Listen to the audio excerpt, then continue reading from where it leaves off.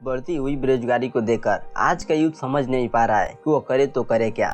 हाल ही में Indian employment report आती है जिसमें इंटरनेशनल लेबर ऑर्गेनाइजेशन और इंस्टीट्यूट ऑफ ह्यूमन डेवलपमेंट यह दावा करता है कि भारत का लगभग 83% यूथ अनएम्प्लॉयड है। अब 83% यूथ का अनएम्प्लॉयमेंट होना किसी देश के लिए कितनी बड़ी चिंता का विषय है, इसे आप इस बात से सोच सकते हैं कि किसी भी देश की ग्रोथ में सबसे अहम योगदान उस देश की यूथ का होता है। और जब यूथ के पास ही रोजगार नहीं होगा तो ऐसे में भला देश कैसे तरक्की कर सकता है। लेकिन देश की तरक्की से पहले तो यह भी जरूरी है कि यूथ अपने परिवार का पालन पोषण अच्छे से कर सके और उसके लिए जरूरत है एम्प्लॉयमेंट की, क्योंकि देश में अनएम्प्लॉयमेंट इतना बढ़ चुका है कि अगर एक गवर्नमेंट जॉब भी होती है तो उसके लिए भी हजारों की संख्या में भीड़ लग जाती है। तो आज की ये फाइनेंशियल सीरीज इसी टॉपिक से रिलेटेड होने वाली है कि अगर आप जॉब नहीं कर सकते तो ऐसा क्या करें जिससे आप अनएम्प्लॉयड ना रहें। दोस्तों, जॉब से अलग अगर यूथ के पास सेकेंड ऑप्शन बचता है तो वह है बिजनेस करने का। लेकिन हमेशा से ही हमारे देश का एजुकेशन सिस्टम सभी यूथ को जॉब्स के लिए प्रिपेयर करते आया है और बिजनेस के नाम पर देश का यूथ रिस्क लेने से डरता है, क्योंकि बिजनेस जितना ज़्यादा सफल होने के बाद किसी को पैसा कमा कर दे सकता है तो उससे ज़्यादा नुकसान भी करा सकता है। यही रीजन है कि देश में 100% स्टार्टअप में से 90% स्टार्टअप फेल हो जाते हैं। लेकिन आज इस वीडियो में मैं आपको 7 स्मॉल बिजनेस आइडियाज बताऊंगा जिसका ग्रोथ हर साल बढ़ता रहता है। इसमें रिस्क भी काफ़ी कम है और आप इस बिजनेस को कम अमाउंट में शुरू भी कर सकते हैं। अगर आपको शुरू के 3 बिजनेस आइडियाज पसंद नहीं आते हैं तो लास्ट के 4 बिजनेस आइडियाज आपको श्योर पसंद आएंगे। तो फिर चलिए आज की इस फाइनेंशियल सीरीज को कंटिन्यू करते हैं। Business idea number 1, accounting and financial services. Her business और इंडिविजुअल को अपने फाइनेंसेस मैनेज करने होते हैं, चाहे वो टैक्स फाइलिंग हो, बजटिंग हो या फाइनेंशियल प्लानिंग। अकाउंटिंग और फाइनेंशियल सर्विसेज की डिमांड हमेशा रहेगी क्योंकि यह एक इसेंशियल ज़रूरत है। यह एक ऐसा बिजनेस है जो आपको लॉन्ग टर्म स्टेबिलिटी और प्रॉफिटेबिलिटी दे सकता है। इस फील्ड में आपका सर्टिफाइड और नॉलेजेबल होना बहुत ज़रूरी है।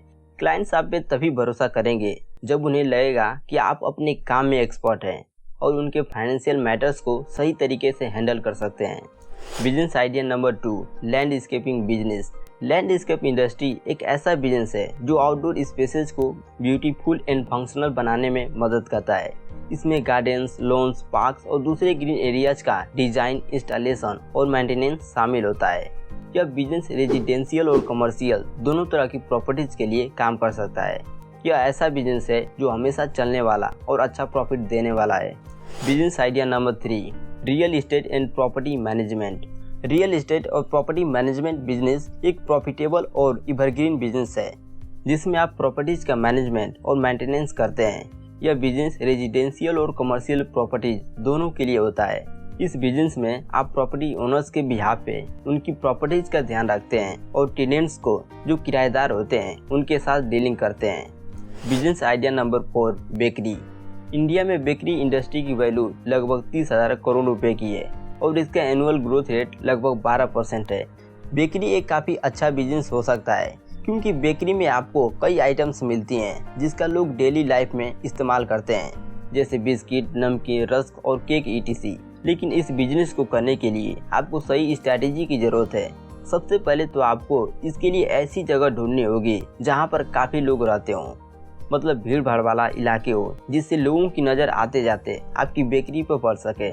इसका फ़ायदा यह होगा कि इतने भीड़ भाड़ वाले इलाके में कोई ना कोई आपकी बेकरी पर ज़रूर आएगा। अगर उसे आपकी बेकरी की क्वालिटी पसंद आती है तो वह आपसे लॉन्ग टर्म के लिए भी जुड़ सकता है और इसी के साथ और लोगों को भी आपकी बेकरी के बारे में वह बता सकता है। Business idea number 5, fast food. आपने अक्सर देखा होगा कोई भी ऐसी सिटी नहीं है जहां पर फास्ट फूड की रेडी या फिर शॉप्स नहीं लगती होगी। फास्ट फूड का बिजनेस चलता भी खूब है क्योंकि लोगों को फास्ट फूड खाने का काफ़ी शौक होता है।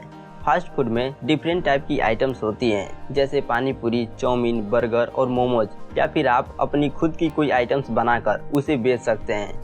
फास्ट फूड का बिजनेस ऐसा है जो कभी भी बंद नहीं होता, यह हमेशा चलता ही रहता है क्योंकि लोग खाने का शौक रखते हैं। यही रीज़न है कि फास्ट फूड इंडस्ट्री का एनुअल ग्रोथ रेट लगभग 10% के आसपास है। Business idea number 6, coaching industry.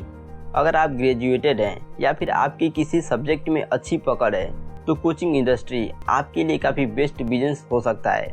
वैसे तो एजुकेशन को कभी व्यापार नहीं माना जाता, लेकिन आज के टाइम में शिक्षा एक व्यापार बन चुका है।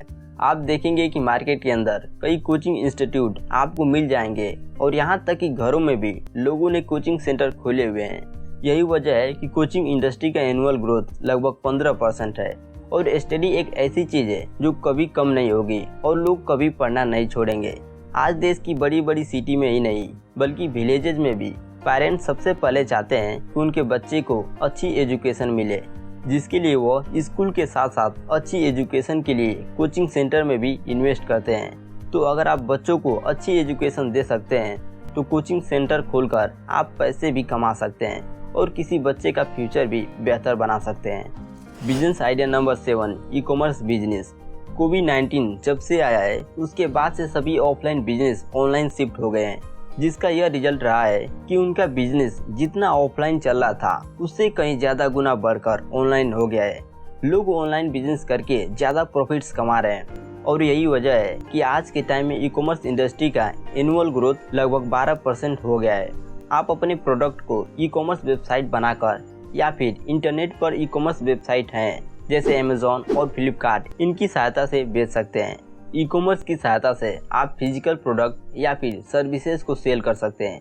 इतना ही नहीं, आप चाहें तो ई कॉमर्स कैसे काम करता है वो सीख कर किसी भी छोटे शॉप की डिजिटल मार्केटिंग कर सकते हैं।